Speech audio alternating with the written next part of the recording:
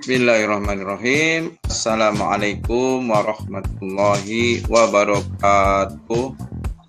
Waalaikumsalam warahmatullahi wabarakatuh. Waalaikumsalam warahmatullahi wabarakatuh. Salam sejahtera untuk kita semua. Selamat berjumpa lagi dengan pelajaran fisika bersama Pak Nur Syam ya.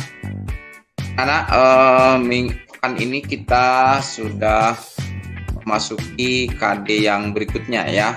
Setelah pekan kemarin kita sudah bahas tentang hasil kuis, kemudian beberapa bahan sudah diberikan dan sudah dinilai ya.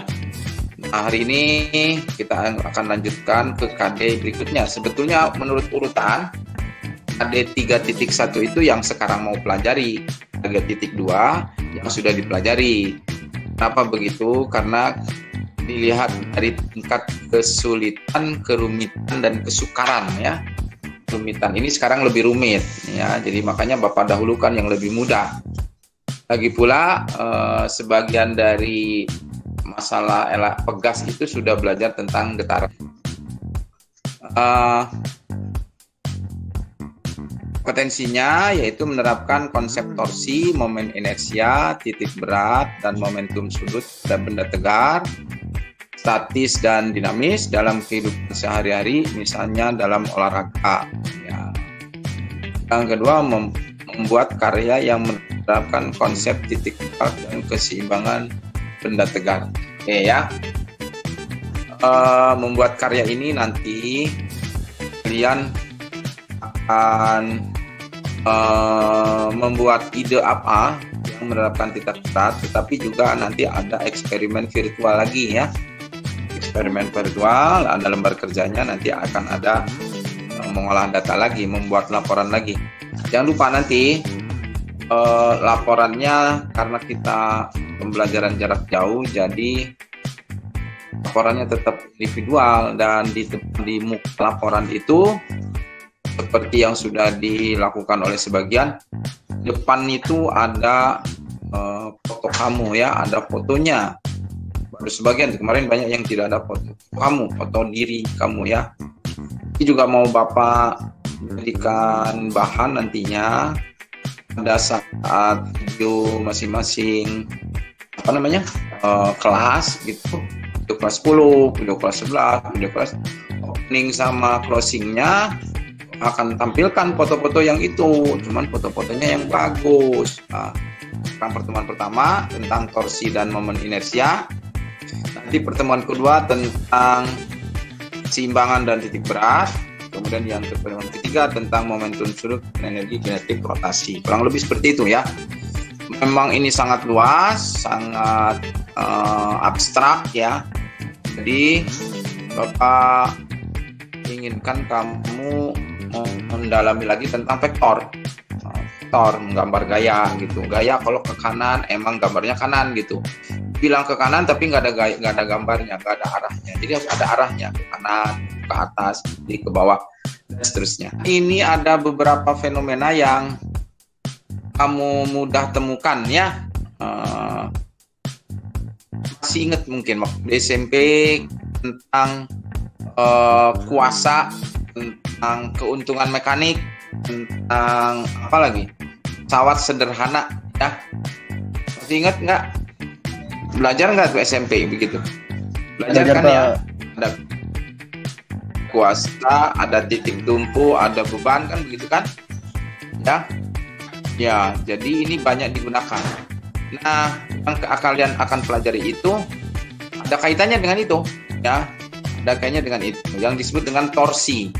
Di mana letak penggunaan fisikanya pada ada martil, ya palu, ada gunting, ada tang, ada dorongan ada handle pintu atau handle rem, ya.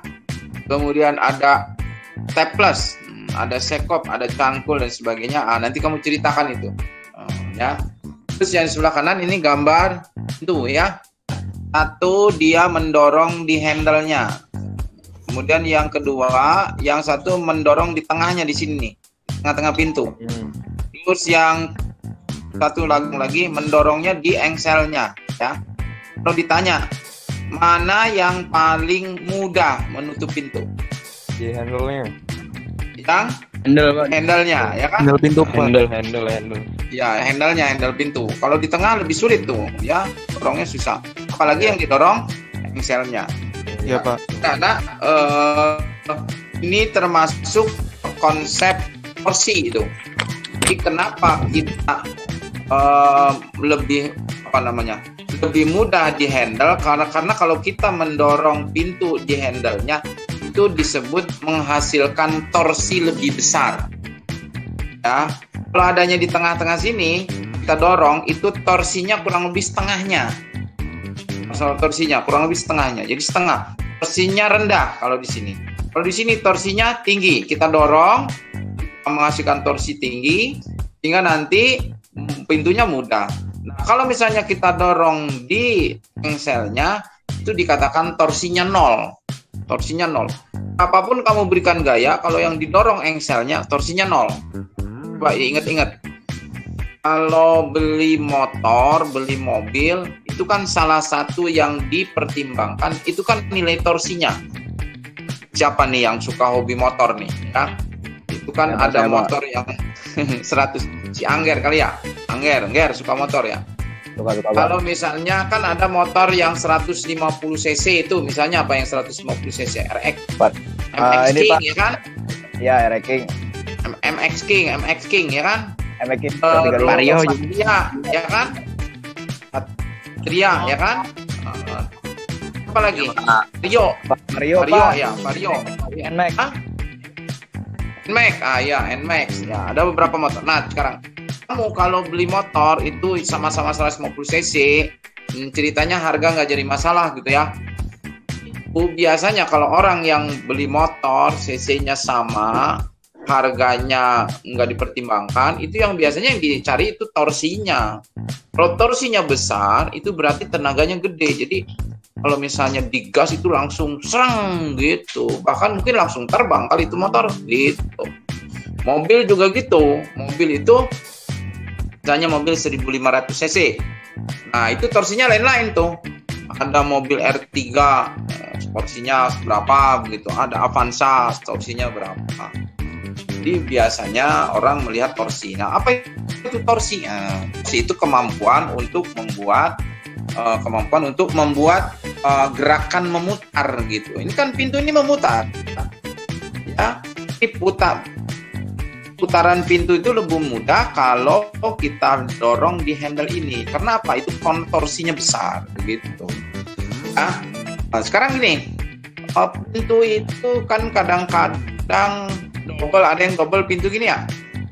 Pintunya double ya. Kenapa pintu double? Pintunya ini kan lebar lubangnya. Kenapa pintunya harus dibuat dua, nggak dibuat satu? Nah, kalau dibuat satu, nah itu ada ukuran lagi ya. Ukuran yang menyebabkan jadi besar kemampuannya itu disebut torsi. Nanti bendanya itu akan membuat ukuran kesulitan. Jadi benda itu ada yang sulit untuk bisa diputar ya. Kalau kamu belajar silat, belajar karate, tujuannya adalah untuk menjatuhkan lawan, maka kamu harus menendang bagian atas, misalnya kepala, muka dan seterusnya, atau menendang bagian bawah, kaki. Kenapa begitu? Karena itu namanya tingkat kesulitan berputar. Kenapa? Kalau di atas sama di bawah itu lebih mudah dia terjungkal dibanding dengan kalau ditendang di sekitar pinggang atau perut. Pinggang atau perut. Karena kalau di sekitar pinggang atau perut itu susah muternya. Nah, ukuran sulit atau mudahnya benda itu berputar namanya momen inersia. Ini bukunya. Terus ini kalau dorong yang nomor 1 kan di tengah di sini. Nah, gitu ya. Nah, terus yang kalau satu di pinggir ini, di pinggir sini, di pinggirnya dorong kamu. Apa bedanya ya? Nanti silakan dicoba. Bagaimana membuat itu bisa bergerak lurus? Kalau kita Nah, kalau kita bisa menghasilkan gaya yang torsinya 0. Ini namanya torsinya 0. Torsi 0 itu akan menghasilkan gerak lurus, translasi. Sedangkan kalau torsinya nggak 0, akan bergerak rotasi. Jadi kalau torsinya di sini, bergerak rotasi. Makin besar torsinya, rotasinya makin kuat. Begitu. Atau torsi sama dengan jarak kali gaya. Jaraknya adalah jarak tegak lurus ya. Jadi kemudian jaraknya dari mana? Dari gaya ke pusat rotasi. Torsi itu punya arah. Terus bedol ini sayapnya Bapak tarik ke sana, tarik ke sana. Gitu kan? Betul. Nah, spidolnya akan berputar ke sana. Kalau ditarik ke sana, maka dia akan memutar sini, berlawanan jarum jam. Nah, ketika berlawanan jarum jam ke sini, maka spidol ini seperti bergerak skrup, ya, skrup. Karena memutarnya berlawanan jarum jam ke sini, maka spidol ini akan naik gitu, skrupnya naik situ, makin ke atas. Sebaliknya, kalau diputarnya ke arah jarum jam ke sini, maka spidolnya akan turun seperti skrup turun gitu, kayak ngencengin baut. Nah, jadi kalau diputar sautnya ya seperti ini gitu ya, rekodnya dan seterusnya. Baik, untuk gambar ini soal yang keberapa ini, kita diidentifikasi dulu. Ada 3 gaya ya, ada F1, ada F2, ada F3. Kemudian titik yang dianggap titik rotasi adalah titik C. Ini titik C. Dengan posisi seperti ini, bayangkan dulu andai kata gaya yang bekerja hanya F1. Jika F1 bekerja, maka batang AD ini akan berputar ke sana, searah jarum jam. Sedangkan jika hanya F3 yang bekerja, dia akan berputar ke arah sebaliknya. Jadi untuk F3 dia akan membuat tongkat ini berputar ke sana. Dan jika F2 yang bekerja, mengabaikan yang lain, maka tongkat ini juga akan mengikuti gerakan seperti itu. Sehingga dengan demikian akan ada 2 arah putaran berlawanan jarum jam dan 1 arah putaran jarum jam. Kita selesaikan dulu yang lebih mudah ya. Ada F1, ini kita sebut R1 ya.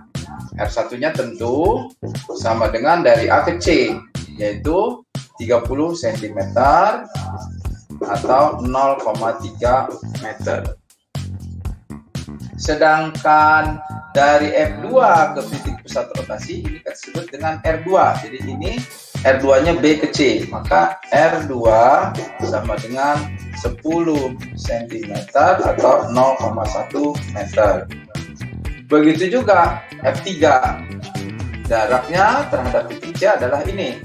Jadi kita sebut R3 sama dengan 10 cm atau 0,1 meter. R1 itu tidak tegak lurus, kita belakangkan. Sedangkan R2 tegak lurus dengan gayanya, juga R3 tegak lurus dengan gayanya. Kita kerjakan dulu yang ini, ya. Dan dua-duanya ini yang arahnya berlawanan jarum jam. Kita kerjakan torsi 2, yaitu F2 kali R2.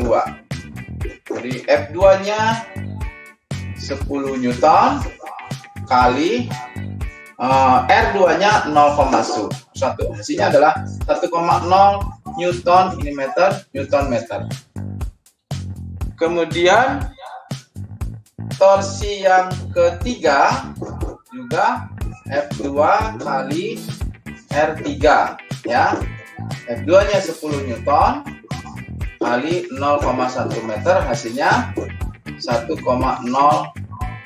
Newton meter. Ini yang 2 dulu. Dan ini arahnya berlawanan jarum jam. Ya. Kemudian kita lihat F1. F1 tidak tegak lurus. Untuk mendapatkan tegak lurus, kita harus proyeksikan ya. Ingat waktu kelas 10 kamu belajar vektor. Vektor itu kalau tidak berada sumbu X atau tidak berada pada sumbu Y, kita harus memproyeksi. Kita bantu dengan sumbu X. Kita bantu ini sumbu X ya, ini sumbu Y. Nah, sehingga kita dapatkan proyeksi sumbu X-nya ini ya, dan ini proyeksi sumbu Y-nya. Proyeksi sumbu X itu biasa dinamakan F1X, sedangkan proyeksi sumbu Y kita namakan F1Y. Nah, mana yang tegak lurus dengan jaraknya? Nah, jaraknya R1. Tentu saja yang tegak lurus adalah F1Y. Sedangkan dengan F1X itu sejajar. Kalau sejajar, maka ini torsinya 0. Kenapa? Karena torsinya melewati titik tengah. Tadi sudah dibuktikan dengan peragaan handphone, ya, handphone yang didorong melalui titik tengah atau titik pusat rotasi, dia tidak akan berputar. Jadi yang akan memberikan putaran hanya F1Y. Sehingga torsi 1 hanya kita ambil yang F1-nya saja. Jadi F1Y kali R1.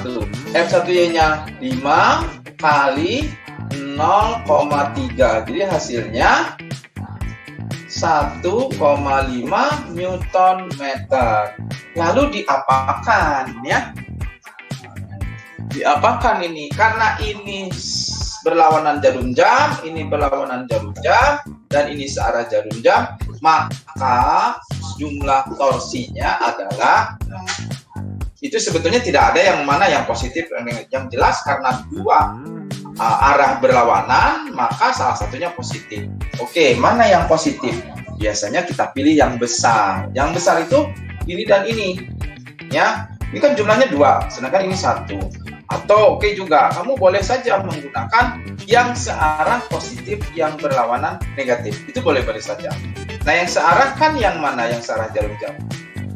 Iya, yang torsi 1. Sehingga ini torsi 1 ya dikurang torsi 2 dikurang torsi 3. Ya, hasilnya menjadi sigma torsi sama dengan torsi satunya berapa? 1,5 dikurang 1,0 dikurang 1,0, sehingga total torsinya adalah 1,5 dikurang 2, jadi hasilnya minus 0,5 Newton meter. Nah, torsi itu punya arah ya. Kalau dilihat dari arah putarannya, ini arah putarannya ya, arah putaran adalah mengikuti yang ini, yang 2 ini, yaitu yang mana? Berlawanan jarum jam. Berlawanan jarum jam. Ya. Nah, arah torsinya kemana? Arah torsi adalah kalau berlawanan jarum jam kan ke sini. Nah, berarti skrupnya keluar dari papan tulis atau keluar dari bidang gambar. Arah torsi keluar bidang gambar ya. Jadi kalau seperti papan tulis ini berarti ke sini, skrupnya kan gini, set, oh ke sini. Itu torsinya. Ya. Mudah-mudahan bisa dipahami. Torsi itu mampu memberikan putaran yang ditandai dengan percepatan. Nah, torsi dalam kaitannya dengan rotasi dinyatakan dengan tau atau torsi sama dengan I kali alfa. I-nya di sini momen inersia, yaitu tadi tingkat kesulitan benda untuk bisa berputar, dan alfa ini percepatan sudutnya, percepatan sudut gerak memutar. Jadi kalau dilihat dari persamaan ini, ya, dilihat dari persamaan ini, makin besar torsi, makin besar percepatan sudut. Artinya torsinya makin besar, maka putarannya makin cepat, gitu ya. Tetapi bergantung juga pada tingkat kesulitan berputar, ya. Kalian pasti bisa berlogika, benda yang bulat itu tentu saja berbeda kan dengan benda kotak. Balok lebih sulit kan untuk dibuat menggelinding dibandingkan dengan bola misalnya. Nah, itu menunjukkan bahwa tingkat khususnya berbeda ya. Nah, ini ada beberapa konsep, antara lain makin besar torsi, makin besar peluang untuk berotasi. Ini bisa dipahami ya, jadi terima ya. Terus yang kedua, percepatan rotasi sebanding dengan besar torsi dan berbanding terbalik dengan momen inersia. Ya. Oke, kemudian momen inersia menunjukkan tingkat kesulitan berotasi. Nah, momen inersia bergantung pada bentuk dan ukuran benda. Anak-anak sekalian, slide berikutnya ini ada beberapa benda dengan jenis putarannya. Yang pertama, kita kategorikan benda itu ada dua jenis, ada benda titik, ada benda berukuran. Ya, misalnya kelereng ya, kelereng yang ukurannya kecil, kemudian dia berputar, dia termasuk benda titik. Bukan hanya benda kecil seperti misalnya bumi itu kalau mengelilingi matahari, dia kan berputar gitu. Nah, putarannya itu bumi dianggap benda titik. Kenapa? Jarak bumi dengan matahari dibanding dengan ukuran buminya itu jauh lebih besar sehingga bumi dianggap benda titik. Ya, jadi benda titik itu benda yang ukurannya diabaikan. Jadi kalau kelereng menggelinding itu nggak bisa diabaikan ya, kelereng menggelinding. Tapi kalau kelereng itu berputar, misalnya seperti membuat mainan yang diputar-putar itu kelereng bisa dianggap benda yang dianggap benda tidak berukuran atau benda titik ya. Kemudian yang kedua benda berukuran. Benda berukuran ini kesulitan berputarnya bergantung pada pusat rotasinya ya. Ini ada beberapa. Kalau dipahami ini yang pertama ada tongkat ya atau batang. Batang kalau diputar di tengahnya itu tingkat kesulitannya lebih rendah dibanding dengan tongkat yang diputar di ujungnya. Jadi umpama ini kalau diputar begini itu lebih mudah dibanding diputar seperti ini. Nah, contohnya itu yang memimpin drum band itu ya. Yang memimpin drum band itu kalau dia pegang di tengah tongkatnya mayoret kalau dia putar-putar itu dia akan lebih mudah memutar dibanding misalnya dia dipegang agak ujung ke sini, itu akan lebih sulit karena tingkat kesulitan memutarnya beda. Nah, itu disebut dengan momen inersia. Yang pertama, 3 buah partikel dengan massa M, 2M dan 3M. Maksudnya massanya 1M, 2M dan dipasang pada ujung kerangka yang massanya diabaikan. Sistem terletak pada bidang XY.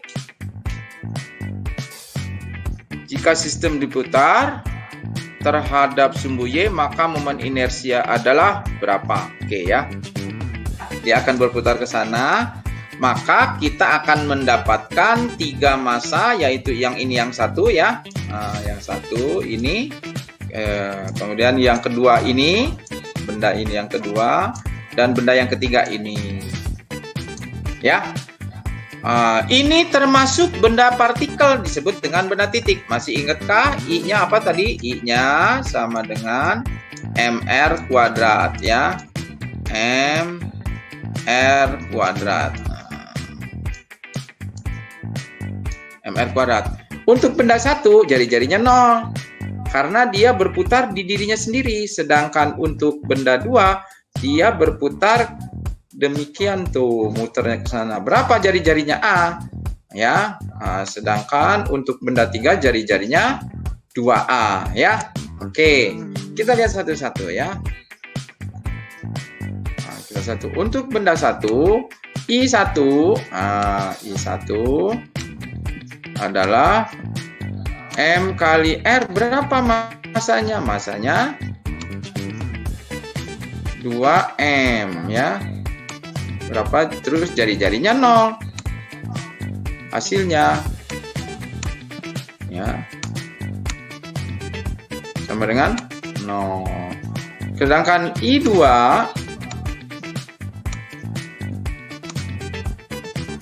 sama dengan masanya 3M. jari-jarinya atau jaraknya A kuadrat, maka hasilnya 3MA kuadrat.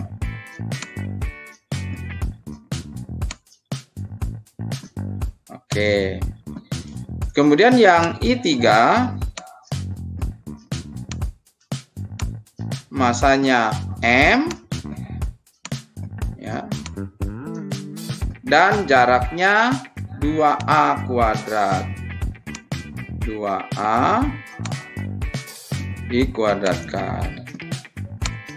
Sehingga hasilnya 4MA kuadrat.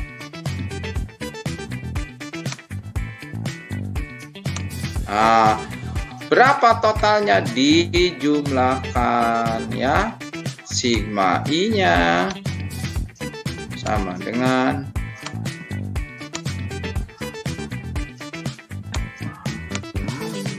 7 ya 7 MA kuadrat. Oke ya. Baik, kita lanjutkan ya. Batang hombongin begini panjangnya 6 meter. Dari sini ke sini 6 meter. Ternyata dia diputar di sebagian kiri ya. Sebagian kiri. Ini 1 meter. Ini 2 meter. 1 meter, 2 meter. Maka coba masanya kan 3 kg. Maka kini kita punya 2 tongkat seolah-olah ya. Yang ini kita sebut L1. Ini L1, yang ini kita sebut L2. Ya. Oke. Kemudian dengan logika kalau ini sepertiga, maka kita akan mendeteksi bahwa sebenarnya yang sebelah sini M1-nya adalah 1 kg ya, sedangkan yang di sebelah kanan adalah M2-nya sama dengan 2 kg. Kenapa bisa begitu? Ya. Oke. Oke, sementara oke, panjangnya 6 meter. Oh, ini agak sedikit keliru ya. Kita anggap saja ini panjangnya 3 meter ya, 3 meter. 3 meter berarti satu bagian di sebelah sini, 2 bagian di sana. Berapa besar momen inersia jika diputar pada garis L? Ini garis L-nya. Jadi ini kita anggap ada 2 ya, yaitu tongkat yang diputar di ujungnya seperti gambar yang tadi kita buat, yang seperti ini nih, ada tongkat seperti ini di ujungnya. Itu kita gunakan I sama dengan ya, kalau di ujung seperti ini sama dengan 1/3 ml kuadrat, 1/3 ya ml kuadrat.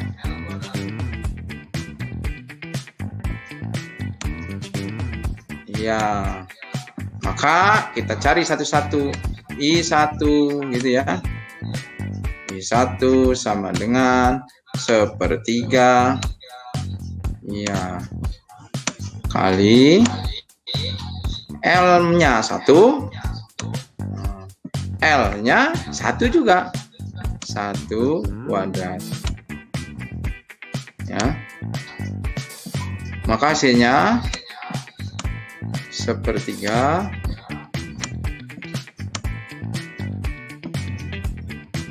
kilogram meter kuadrat. Kilogram. Nah, jadi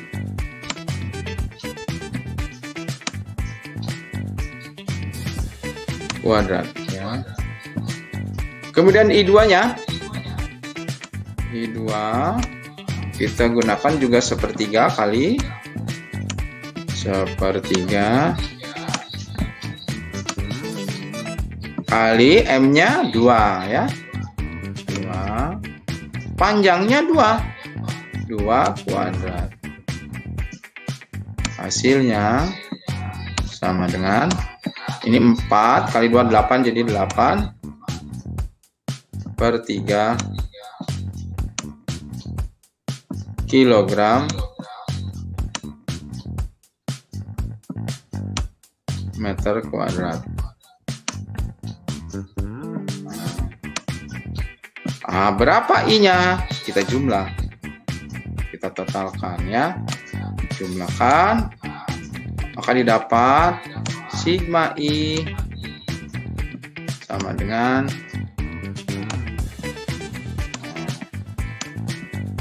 sepertiga ditambah 83, hasilnya 9 per 3 ya, atau dengan kata lain sama dengan ya,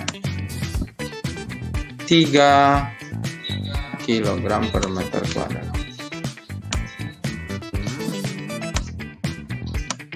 Kilogram meter kuadrat ya. Oke, itulah menghitung momen inersia. Yang pertama tadi benda titik, yang kedua adalah benda berukuran. Ini adalah roda ya, roda berongga. Tadi masih ingat ya, roda berongga itu lebih sulit loh dibanding roda pejal ya. Jadi sehingga I-nya adalah mr kuadrat. Sementara kalau yang perjal itu setengah mr kuadrat ya. Pertanyaannya berapa besar percepatan A-nya ya. Kita beralih coba ke papan tulis ya. Yang pertama, gaya ini menyebabkan benda bergerak translasi, sementara gesekan menyebabkan benda menggelinding berputar. Jadi di sini ada dua gerak ya. Pertama, kalau bergerak translasi ke sana, jadi ada gerak translasi. Gerak translasi itu kita gunakan seperti yang dulu sudah kamu dapatkan ya. Sigma F sama dengan M kali A. Sigma F sama dengan M kali A. Kemana bergeraknya? Ke sana kan? Iya, A-nya ke sana bergerak. Maka yang positif F, maka hasilnya F dikurang F dikurang F sama dengan M kali A. Berapa F-nya? Ini 60. Dikurang F sama dengan M-nya 5. Jadi 5A. Ya. Berapa F-nya?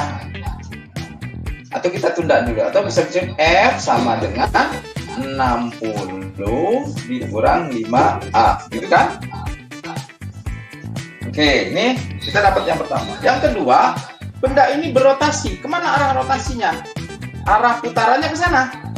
Berputar gitu. Nah, berputar dengan percepatan alfa. Ya, percepatannya alfa. Hasilnya adalah mana gaya yang menyebabkan putaran? Tentu saja bukan gaya F ini, tapi gaya gesek ini. Karena gaya F ini bekerjanya di pusat rotasi, torsinya tidak ada, 0. Yang punya torsi yang ini, ya. Sehingga kalau gerak itu berputar, yang kita gunakan torsi sama dengan I alfa, ya. Torsi sama dengan I alfa. Mana yang menghasilkan torsi? Yaitu gaya gesek. Gaya gesek F tarikan dengan R-nya, ya, sama dengan I alfa. I-nya ya, I-nya tadi ini karena ada jari-jari, I-nya adalah berongga. Berongga itu apa? MR kuadrat. Ya. Oke, atau MR kuadrat. Kita masukkan. Ini jadi MR kuadrat, begitu kan? Kali alfa. R-nya kita coret 1. Ini hilang, ini 1, sehingga hasilnya F sama dengan M-nya berapa itu? 5 kan? 5. R-nya ini menjadi tinggal R kali alfa. Anak-anak, waktu kelas 10 ada hubungan antara percepatan translasi. Nah, ini percepatan translasi. Jadi ada hubungan. Percepatan translasi itu sama dengan percepatan sudut kali jarak atau jari-jarinya. Sehingga dengan demikian ini menjadi 5 kali A. Ya. Nah, lalu coba masuk ke sini persamaan ini. Kita punya F sama dengan 60 minus 5A. F-nya kita punya 5A, maka apa hasilnya? Menjadi 5A sama dengan 60 dikurang 5A. Pindah ke sini menjadi 5A ditambah 5A sama dengan 60. Nah, ini kan 10. Jadi 10A sama dengan 60. Berarti A-nya berapa? Iya, A akan sama dengan 60 dibagi 10. Jadi A-nya sama dengan 6 meter per sekon kuadrat. Diulangi lagi prosesnya. Pertama, gambar itu harus divisualkan ya. Kira-kira kemana arahnya tadi kan? Bergeraknya apa yang terjadi dan seterusnya ya. Jadi kita menghubungkan antara gerak translasi. Jadi ingat ini gerak translasi yang sudah dipelajari dikenal dengan hukum Newton ya. Nah sekarang kalau gerak berotasi karena penyebab gerak translasi itu torsi, jadi torsilah yang membuat benda menjadi berotasi, maka kita gunakan mirip kan rumusnya. Torsi sama dengan I kali alfa. Alfanya percepatan, tapi percepatan sudut. I-nya ukuran kesulitan benda berputar. Namanya momen inersia. Sedangkan gerak translasi F sama dengan M. F sebagai penyebab geraknya. Nah, A-nya percepatan translasi. M-nya ini ukuran benda sulit bergerak. Karena kan kamu tahu, makin besar masanya, itu akan semakin sulit benda itu bergeser, kan begitu. Mudah-mudahan ini bisa dipahami. Kalian belajar ulang-ulang saja ya, penjelasan Bapak ini kamu ulang-ulang, diputar lagi videonya, mudah-mudahan makin lama makin bisa dipahami ya.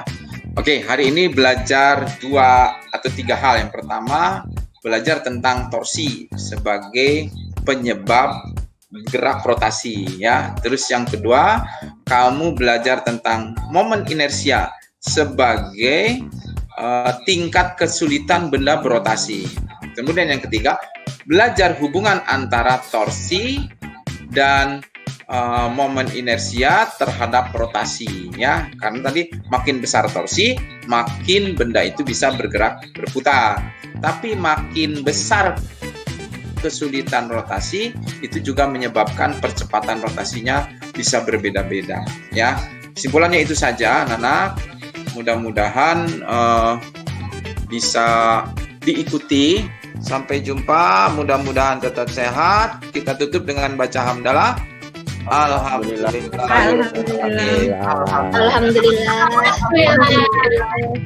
Assalamualaikum warahmatullahi wabarakatuh. Waalaikumsalam warahmatullahi wabarakatuh.